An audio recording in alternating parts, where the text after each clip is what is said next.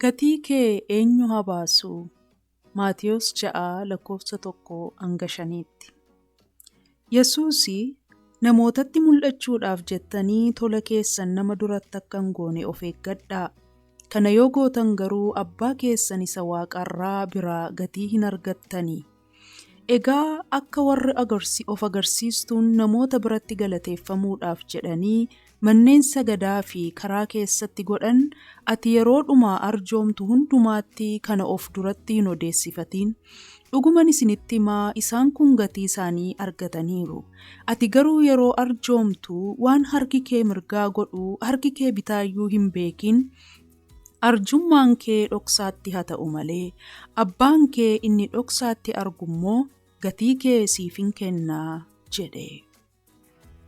Guyyaa tokko utuun taa'ee feesbuukii ilaaluu mucaan dargaggeessi tokko harmee tokkoo fi zayitii fi daakuu kennaafi.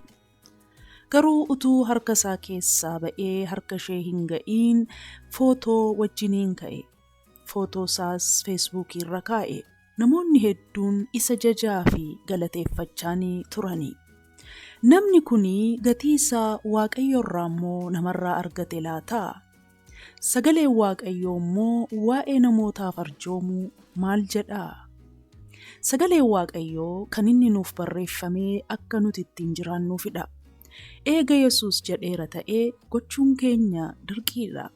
Sagaleen Waaqayyoo akka nuti hiyyeessa gargaarru baay'ee nu abbooma. Fakkeenyaa fi macaafa fakkeenyaa 19:17 irratti namni hiyyeessa gargaaru akka nama Waaqayyoof liqeessee Waaqayyoo akka gatii isaa baasuuf nutti hima. Egaa akkamitti nama gargaaruu qabna ree yoo jettan, akka sagaleen Waaqayyoo Maatiyos 6 irratti nu abboomutti nama gargaaruu qabna. Yesuusii yeroo nama gargaarru utuu hin labsiin dhoksaatti akka nama gargaaruu qabnu nutti hima. Yesuusii yeroo namatti mul'achuudhaaf jennee nama gargaarru Waaqayyo biraa gatii tokkollee akka hin arganne nutti himeera. Namatti mul'achuuf goone waan ta'eef gatii keenya namarraa fudhanna. Yoo Waaqayyoof jennee dhoksaatti goone garuu gatii keenya namarraa utuu hin taane Waaqayyo irraa akka argannu nutti hime. Egaa yeroo nama gargaaruuf jennu dhoksaatti utuu namootaan anaaf beekaa hin jedhin akka Gooftaan Yesuus nu barsiisetti dhoksaatti arjoomneetu gatii keenya Waaqayyo irraa argachuu qabna. Yoo namoonni haa arganii fi namootaaf jennee goone garuu gatii keenya namoota irraa arganna malee Waaqayyo irraa homaa hin argannu. Kennaa keessanii namoonni haa jajaniif moo Waaqayyoof jettanii kennitu? Eebbifama.